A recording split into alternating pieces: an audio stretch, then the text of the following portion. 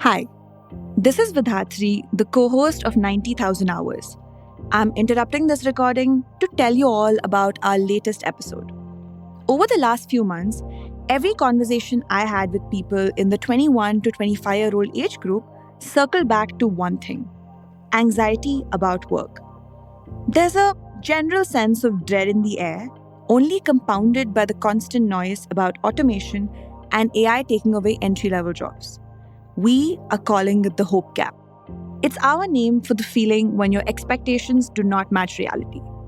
And when there are no incentives and ambition, it goes for a toss. We explore this hope gap where it's most visible today: IT services. We also attempt to see if there's a fix. We learned a ton while reporting the story and would love to hear your thoughts. The episode will be linked in the show notes. With that, let's get back. There's a weird shift happening in Indian fashion right now. And no, it's not about hemlines or color palettes or whatever Instagram has decided is the aesthetic this week. It is about something that may be a little boring, but far more powerful: delivery time. Over the last year or so, Myntra has been quietly turning a back end function into the front of house. Its rapid commerce arm, MNow, promises delivery in 30 minutes to 2 hours across select parts of Bangalore, Mumbai, Delhi, Hyderabad, Kolkata, and Pune. Now, it's been exactly a year since it was launched, and MNow already has 80 plus dark stores, covers 940 pin codes, and drives 10% of all orders in the areas where it operates. It's hit 20% customer penetration and clocked 35 million unique visitors in its first year.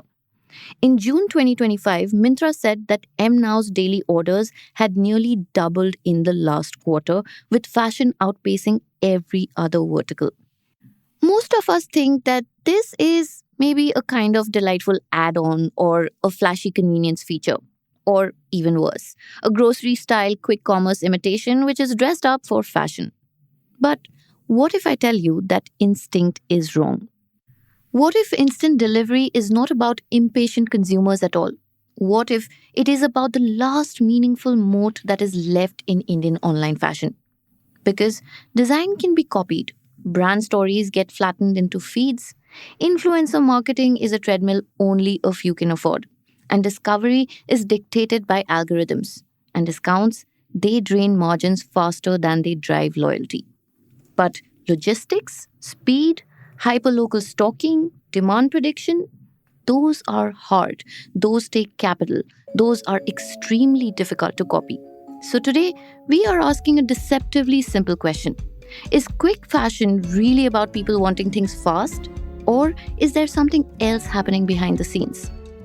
Welcome to Daybreak, a business podcast from the Ken. I'm your host Snigdha Sharma, and I don't chase the news cycle. Instead, every day of the week, my colleague Rachel Varghese and I will come to you with one business story that is worth understanding and worth your time. Today is Tuesday, the 25th of November.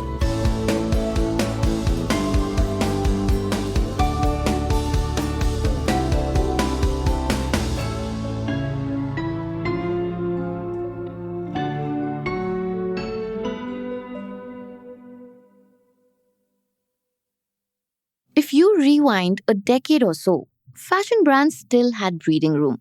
They could differentiate on cuts, fabrics, silhouettes, seasonal drops, or even store experience. Scarcity was baked into the system. If you wanted a particular look, you went to a particular brand. Online fashion flattened all of this. Most Indian apparel brands now source from overlapping clusters like Tirupur, Noida, and Gujarat. And anything that sells well gets copied very quickly. A shirt trending on one platform will appear across multiple catalogs in weeks, sometimes even days. And that is just how fast moving manufacturing works. Then came the customer acquisition crunch. Paid marketing on Meta and Google became brutally expensive. Influencer content turned into background noise. So, unless you were spending heavily, your message was barely cutting through.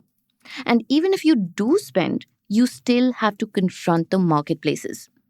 Type black dress on Myntra or Ajio. You will see thousands of nearly identical images. So, discovery is no longer controlled by brand loyalty or store footfall, it is controlled by an algorithmic feed. A 2025 report by Bain and Company and Flipkart captured this shift. India's next phase of e retail will be dominated by quick commerce, trend first commerce, and hyper value commerce. Trend first fashion alone is projected to grow four times to almost $10 billion by 2028, with more than half online. And layered on top of all this is India's discount culture. Monthly mega sales, endless festivals, perpetual offers that permanently erode margins. So, if design is copied, marketing is unaffordable, discovery is algorithm controlled, and margins are squeezed, what exactly is a fashion platform supposed to compete on? This is where MNow enters the frame. Stay tuned for more on this, but before that, Rachel has a quick message for you. Hi, I'm pausing this episode to ask you a very quick question.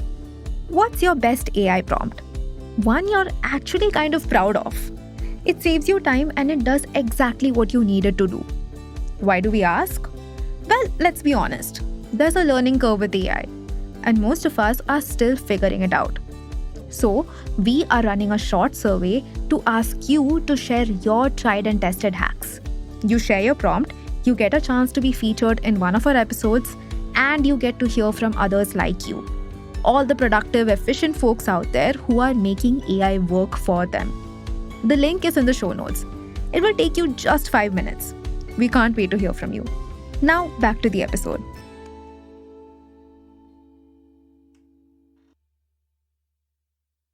Here is the simple logic. If everything else looks the same, the only thing that matters is how fast I can get it. And Myntra is trying to turn that into strategy.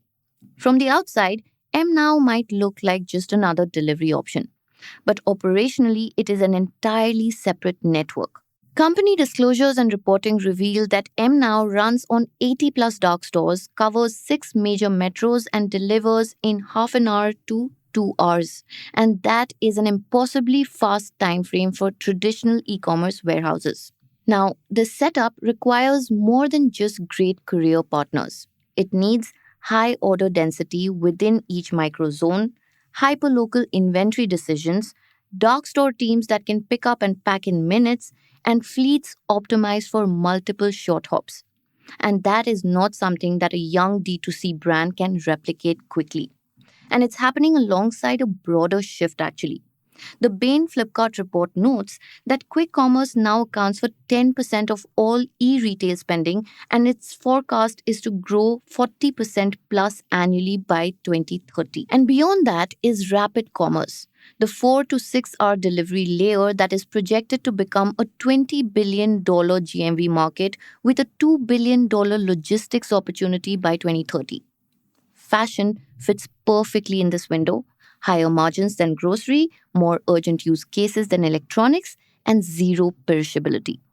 And Myntra is not the only one reading the playbook. In July 2025, Reliance Retail launched Ajio Rush, a 4-hour fashion delivery service across 6 cities offering over 1 lakh styles with what Reliance calls promising unit economics, driven by higher order values and lower return rates. So, what is really going on? A t-shirt can be copied, a logo can be copied, a design can be cloned by the weekend, but an 80 dark store network with city-level demand prediction or a 6-city 4-hour service with positive unit economics? That is far harder to duplicate. Speed stops being a feature, it becomes a moat, capital intensive, operationally complex, and geographically path dependent. And once a shopper experiences, I ordered at 6:30 and I wore it at 8, everything else feels slow. But moats only matter if they hold. So, will this model last? Stay tuned to find out.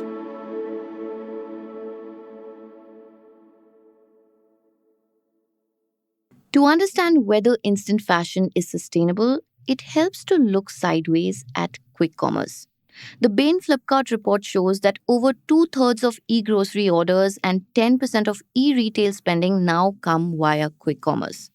Reuters noted that the sector has grown $6 to $7 billion since 2022 and is expected to grow 40% annually by 2030. But the same report also includes warnings. Analysts say that the boom could be short lived and difficult to sustain profitably, especially outside metros. Now, translate that to fashion, and four questions emerge. One is cost. Running 80 to 100 dark stores is not cheap. Half an hour to 2 hours is a logistical promise that burns money. Two is geography.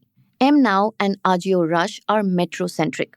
Move into Tier 2 or Tier 3 and the economics unravel. Number 3 is returns. Fashion returns are notoriously high. Early Ajio data suggests that lower return rates for rush orders were because they are urgent purchases, but the jury is still out. Number 4 is competition. Myntra, Ajio, Nykaa's Nykaa Now, and startups like Slick, Numi, and Not all promise some version of instant fashion.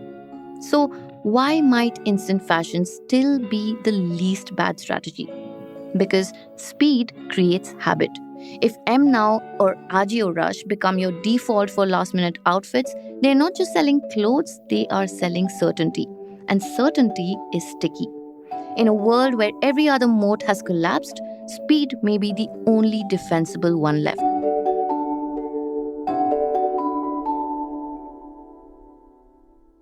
Daybreak is produced from the newsroom of The Ken, India's first subscriber-focused business news platform. What you're listening to is just a small sample of our subscriber-only offerings, and a full subscription offers daily, long-form feature stories, newsletters, and a whole bunch of premium podcasts.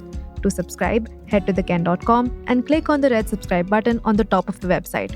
Today's episode was hosted and produced by my colleague Snigdha Sharma and edited by Rajiv CN.